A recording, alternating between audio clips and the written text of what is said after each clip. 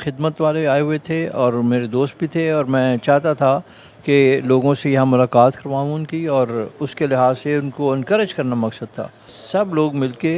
जितनी भी ऐसी कम्युनिटी की ऑर्गेनाइजेशन है जो खिदमत में लगी हुई हैं, उनमें ईदी साहब की भी हैं यहाँ पे, और दूसरा खिदमत वाले भी हैं, आगोश वाले भी हैं, और दूसरी इन सब में कंट्रीब्यूशन करनी चाहिए, ताकि हमारे मुल्क का जो गरीब तबका है, जो तबका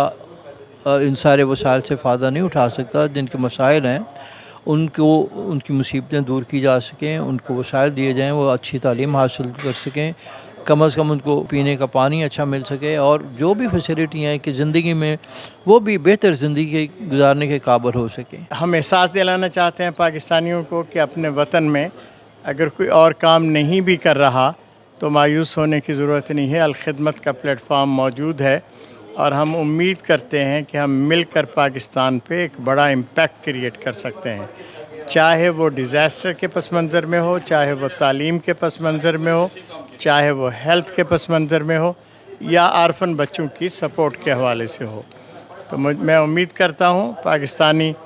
अल-खिदमत के साथ जो मोहब्बत रखते हैं, उसकी बुनियाद पे इंशाअल्लाह हम फ्यूचर में बहुत उम्दा कारकर्दगी दिखाएंगे। हमारे मुल्क में साफ़ पानी जो है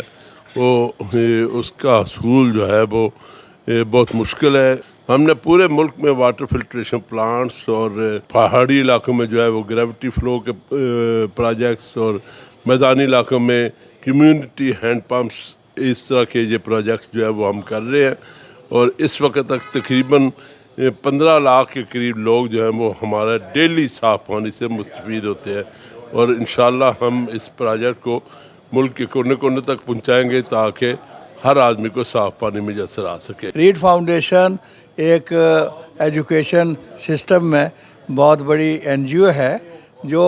आज़ाद कश्मीर में ख़ास तौर पर ज़लज़ले के बाद ये शुरू हुई, और ज़लज़ले से पहले भी मौजूद थी, लेकिन ज़लज़ले के बाद इन्होंने बड़ा काम किया, और इस वक्त इनके